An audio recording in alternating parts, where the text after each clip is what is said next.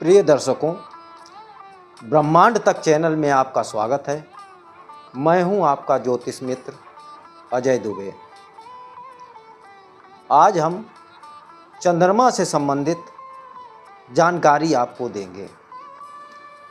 चंद्रमा कुंडली में क्या फल देता है, क्या असर देता है, उस पर आज हम चर्चा करेंगे।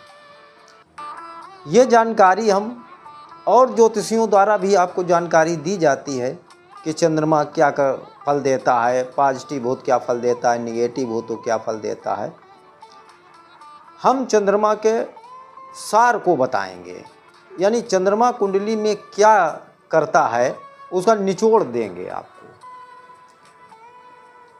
समझे ना। निचोड़ देंगे उसको कि उसका निचोड़ क्या निकलता है, क्या मतलब चंद्रमा अच्छा फल देता है, खराब फल देता है, पहले घर में, तीसरे घर में, चौथे घर में, छठे आठवें घर में क्या क्या फल देता है। ये ज़्यादातर जानकारियाँ लोग देते रहते हैं, लेकिन इसका मूल क्या निकलता है तो उस पर आज हम प्रकाश डालेंगे। चंद्रमा से दुर्योग भी लगते हैं। चंद्रमा क्या दुर्योग देता है? चंद्रमा जहाँ बैठा हो उसके साथ में या आगे पीछे कोई ग्रह ना हो तो केमद्रुम योग का निर्माण होता है। इसको ज्योतिष शास्त्र में बहुत बड़ा दोष मानते हैं, और है भी, ये दोष है भी। वहीं चंद्रमा अगर बृहस्पति के साथ बैठा हो, गुरु के साथ बैठा हो, तो गजकेसरी योग का निर्माण करता है, बहुत शुभ स्थिति बनती है। चंद्रमा हमारे मन का कारक है, हमारी भावनाओं का कारक है, हमारी कल्पनाशीलता का कारक है, हमारी मस्तिष्क की रचना का कारक है। यानी मस्तिष्क में हमारे जो विचार आते हैं उन विचारों का कारक चंद्रमा है। तो चंद्रमा अगर शुभ स्थिति में होता है तो हमारे विचारों में उत्साह आता है, एक आनंद की अनुभूति होती है। और वहीं अगर चंद्रमा दोषपूर्ण है, कुंडली में अच्छी स्थिति में नहीं है, तो हमारे मन में निराशा के भाव जागते हैं, मानसिक संतुलन बिगड़ता है और विचारों में एक रूपता नहीं रहती है। यानी विचार जल्दी जल्दी बदलते रहते हैं। कार्य व्यापार में भी स्थायित्व तो नहीं मिलता है, बार बार कार्य व्यापार बदलता रहता है। चंद्रमा शुभ स्थिति में हो तो हमारे मन मस्तिष्क में एकाग्रता आती है। तो चंद्रमा का मूल हमारे जीवन में जो है बहुत महत्व होता है, क्योंकि मन का कारक चंद्रमा होता है। और कुंडली में चंद्रमा का योगदान कुंडली में कम से कम 40% या 50% होता है। इतना योगदान चंद्रमा देता है। कुंडली में अगर चंद्रमा की स्थिति अच्छी नहीं है तो राजयोग होने पर भी हम उनका लाभ नहीं उठा पाते। क्यों? कि मन का एकाग्र होना अत्यंत आवश्यक है। चंद्रमा जिस राशि में होता है वही हमारी जन्म राशि होती है, उसी का गोचर में राशि फल होता है। तो चंद्रमा बहुत महत्वपूर्ण चीज़ है। 50% चंद्रमा महत्व रखता है जन्म कुंडली में। इसलिए चंद्रमा की स्थिति अच्छी होना अत्यंत आवश्यक है। चंद्रमा जब दुर्योग में आ जाता है, जैसे केमद्रुम योग में आ जाता है, और ये योग अगर कुंडली के तीसरे भाव में बन जाए तो व्यक्ति कभी कार्य क्षेत्र में स्थायित्व नहीं आता है, कभी टिकता नहीं है, उसका व्यापार चलता नहीं है, बार बार व्यापार बदलना पड़ता है। नौकरी में भी स्थायित्व नहीं आता है, बार बार नौकरी बदलनी पड़ती है।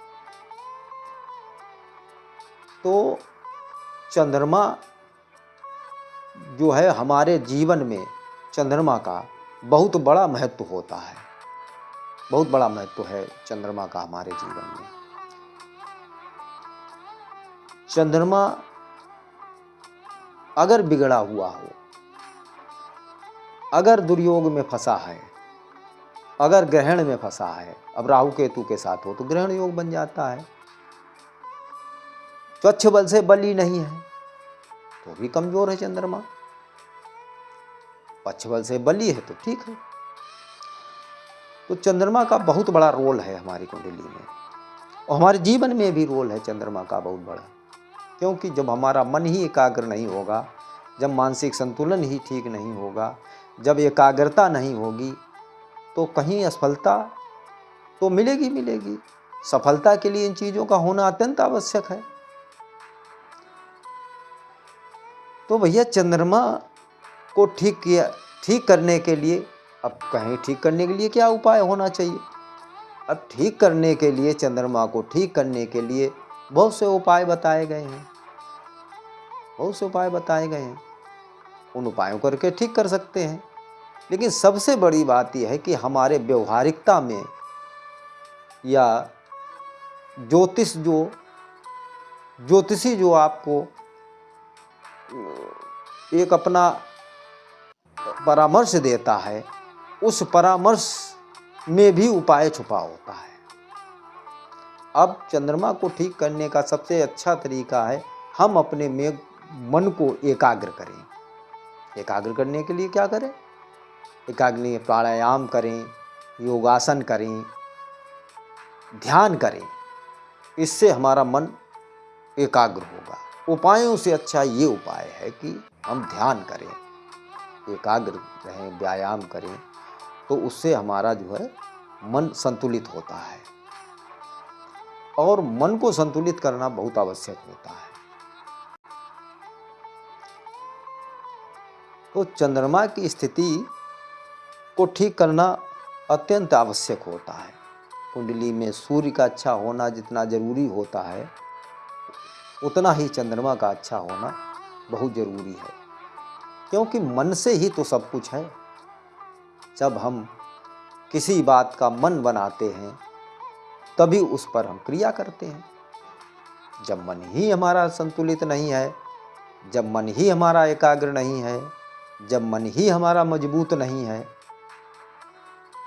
तो हम क्रिया क्या करेंगे? यही कारण है कि चंद्रमा की स्थिति अच्छी नहीं होती, मानसिक संतुलन ठीक नहीं होता है, विचार सोचने समझने की क्षमता अच्छी नहीं होती है, मन एकाग्र नहीं होता है, अतः हम असफल होते रहते हैं। तो सफलता पाने के लिए चंद्रमा का ठीक होना अत्यंत आवश्यक है। प्रिय दर्शकों, हमारा ये चैनल आप सब्सक्राइब करें, लाइक करें, शेयर करें। अपनी कुंडली का विश्लेषण करवाना चाहते हैं, कुंडली नई बनवाना चाहते हैं, तो हमारे नंबर पर व्हाट्सएप करें या कॉल करें। तो आशा करता हूँ कि चंद्रमा से संबंधित जानकारी आपको अच्छी लगी होगी।